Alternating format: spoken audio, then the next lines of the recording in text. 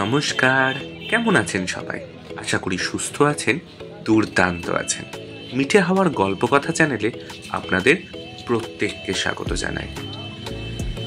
Station থেকে বেরিয়ে ঠিক বাঁ হাতের রাস্তা ধরে খানিকটা এগোলেই প্রথম ডান হাতে যে গলিটা পড়ে সেটা দিয়ে শুরু হলো আমাদের যাত্রা। প্রথমে তো এক মুহূর্তের জন্য বিশ্বাস করতে পারছিলাম না এই রাস্তাটাই গিয়ে পৌঁছবে 3 পাহাড়ের পাদদেশে।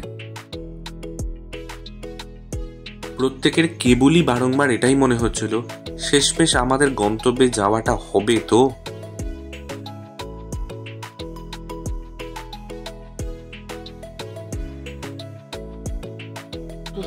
চল এইবার শুরু হলো তোর পাহাড়। ফাইনালি পাহাড় শুরু হচ্ছে। এতক্ষণ লোকের বাড়ি উঠোন দিয়ে গড়াগড়ি করছিলাম। এই যে ওই বাড়িটা, ওই বাড়ির উঠোনের উপর দিয়ে 3 পাহাড় ওঠার রাস্তা শুরু হলো। আমরা উঠে এতটুকু এসেছি, উঠে এইটুকুটা উঠেই হাঁপিয়ে গেছি। এখন যাই না, পুরোটা তো বাকি রয়েছে। এই যে 3 পাহাড়। যাই হোক, যাত্রা শুরু করি, দেখা যাক কতদূর কি হয়। প্রচণ্ড খিদে পেয়েছিল, পেটে এসে খেয়ে নিয়েছি, জল খেয়ে নিয়েছি, শরীর যেন মনে হচ্ছে আরো ভারী হয়ে গেল। যাই হোক, যাওয়া শুরু করি এবার। এই তো ওই ধার দিয়ে উঠে পড়বো।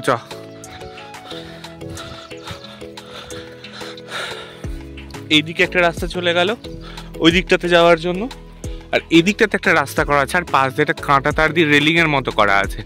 আমার মনে হয় এটা ওটাটাই ভালো। আজা আজা, দেখে দেখে দেখে, হাত দে। পাহাড়ের শহরটা, স্টেশন থেকে ট্রেন হুইসেল আসছে। আমরা অনেকটা উঠেছি, অনেকটা মানে খুব বেশি নয়, একদমই অল্প, তাতেই হাঁপিয়ে গিয়েছি।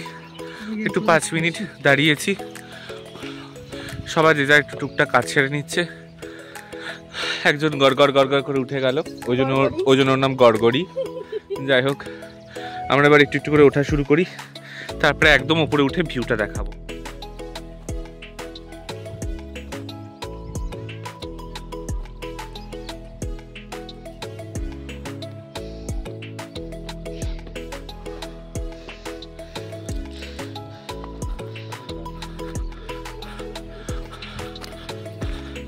কতটা আঁকা বাঁকা পথ। এই যে পাহাড়ের ওপর থেকে গোটা 3 পাহাড় শহর এবং 3 পাহাড় স্টেশনটা অসাধারণ। পাহাড়ের এত ওপরে গোটা পাহাড় জুড়ে খেজুর গাছের মাঝখানে এই একটি মাত্র আম গাছ।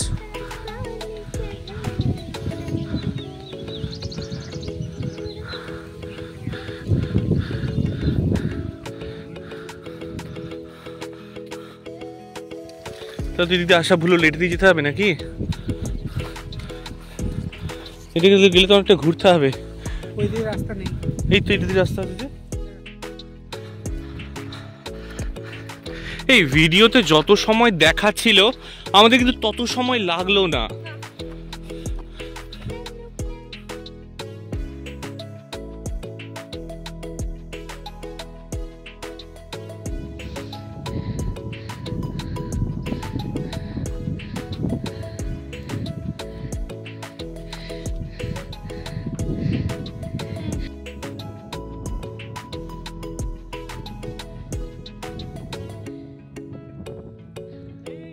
অবশেষে আমরা একটা চাতালের মতো জায়গা রয়েছে, এইখানটা এসে পৌঁছেছি। রোদ আছে, গরম আছে, তবে তার সঙ্গে একটু ঠান্ডা হাওয়াও আছে, যেটা উপরি পাওনা। পেছন দিকে একটা পাহাড় রয়েছে, ওটাতে যাওয়ার ইচ্ছে রয়েছে। আবার এই চাতালটার এই পারে আরেকটা পাহাড় রয়েছে, এটাতেও যাওয়ার ইচ্ছে রয়েছে। মিষ্টি অলরেডি ওখানে পৌঁছে গেছে, ওর ছায়া খুঁজতে গিয়েছে। তো ওই যে আম গাছতলে পৌঁছে গেছে, গিয়ে ওখানে ছায়া খুঁজে ওখানে একটু রেস্ট নেবে এখন। সত্যি গড়গড়ি, ওর নাম সার্থক। সে ওই পাহাড়টায় যাওয়ার রাস্তা। এখন এখানে প্রচণ্ড রোদ লাগছে বলে আর দাঁড়ালাম না।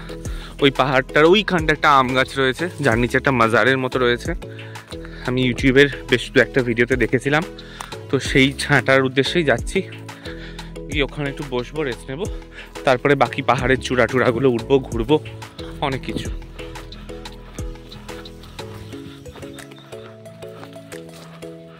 খুব একটা বেশিক্ষণের রাস্তা নয় চাতাল থেকে, তবে হ্যাঁ আরও এপাশ ওপাশ থেকে অনেক রাস্তা রয়েছে। রাস্তা বুঝে যদি আসা যায় তাহলে সেই যাত্রাটা ঠিকঠাক হয়, না হলে অনেক হয়রানি হওয়ার সম্ভাবনা থেকে যায়। অবশেষে সেই শান্তির জায়গায় এসে বসেছি। সত্যি কথা বলতে আসার পর বা আসার মুহূর্তের ভিডিওটা করার সুযোগ সময় কোনোটাই হয়নি, তার কারণ এতটা ভালো লাগছিল এসে। আর সবার আগে এই যে ইনি দৌড়ে দৌড়ে এসে জায়গাটা মানে খুঁজেছেন আর কি, যে এখানেই চল, ওখানেই একটু রেস্ট নেব। তো সত্যি এই পেছনে মাজারটা রয়েছে, গাছতলা, একদম সাধারণ পরিবেশ, কিন্তু সাধারণের মধ্যে এটা বিষয়টা এতটা অসাধারণ বলে বোঝানোর মতো নয়। মানে এতটাই মনোমুগ্ধ হয়ে গেছি যে সেই মুহূর্তে কোনো ভিডিও করতে পারিনি। আমি এইখানে মোটামুটি পাহাড়ের গড়ানের ধারে, একদম ধারে, আমি দেখাই, এই যে একদম গড়ানে আমি বসে আছি আম গাছের শিকড়ের ওপর। চল না, এত কষ্ট করে এলাম আর এইটুকু পারবো না? কাঁটা গাছ দেখে বাবা। আমি আর মিষ্টি কষ্ট করে মাজারের পাশে যে পাহাড়টা রয়েছে, 3 পাহাড়ের মধ্যে আরেকটা পাহাড়, আমি আর মিষ্টি এক প্রকার গায়ের জোরেই উঠলাম যে চল দেখি পারি কিনা। তো উঠে এটা মনে হচ্ছে না আসলে মিস করতাম অনেক কিছু। সাবধানে নামিস। তো যাই হোক, অসাধারণ জায়গা, অসাধারণ উপভোগ্য। আমি জাস্ট সামনের দৃশ্যটা দেখাচ্ছি, অসাধারণ অসাধারণ। এই হচ্ছে এই পাহাড়ের মাথাটা, এটা একদম উঁচু মাথাটা।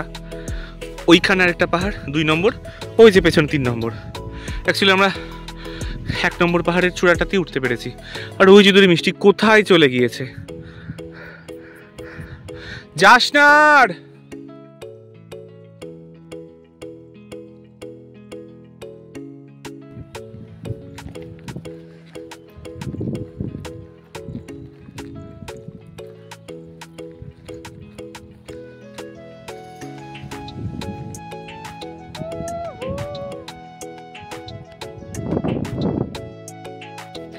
এই যে খাড়া ঢাল দিয়ে নামতে হবে এখন। ও মাই গড,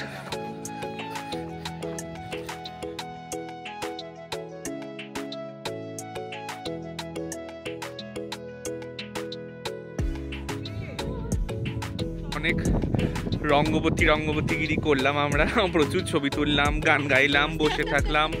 যাই হোক, সেই সমস্ত করে ফুল পেরে মাথায় ফুল টুল গুজে, ওই যে আমাদের ম্যাডাম মায়াবতী একটা জঙ্গলের ফুল তুলে ফুল ছিঁড়ে নিয়েছে। আর এই যে আমাদের দেবী ধন্বন্তরী, ধীরে ধীরে নাম ধন্বন্তরী।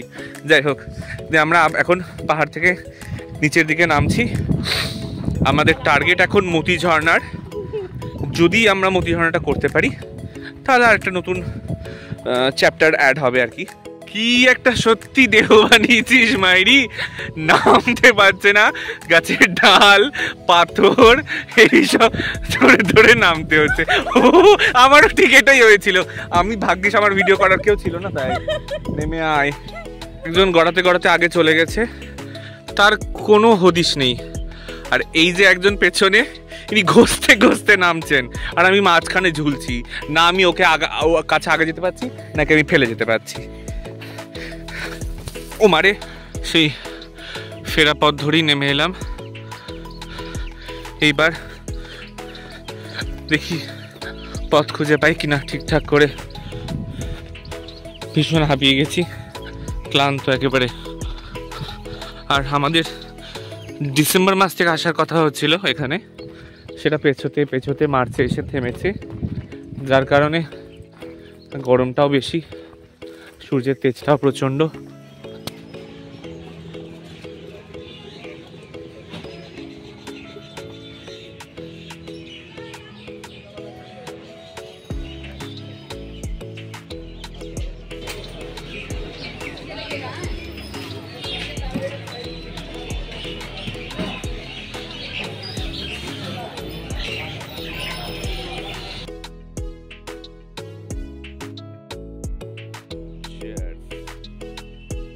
পাহাড় থেকে নেমে স্টেশনে আবার চলে আসলাম, প্রচণ্ড ক্লান্ত, একবারে এত হাঁটাহাঁটি করেছি।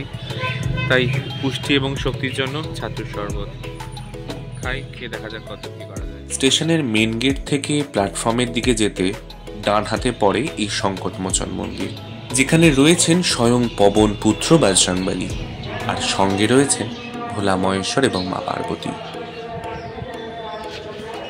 এক চরম শান্তির পরিবেশ, আর সেই শান্তির সঙ্গে উপরি পাওনা হিসেবে ছিল ঈশ্বরের প্রসাদ।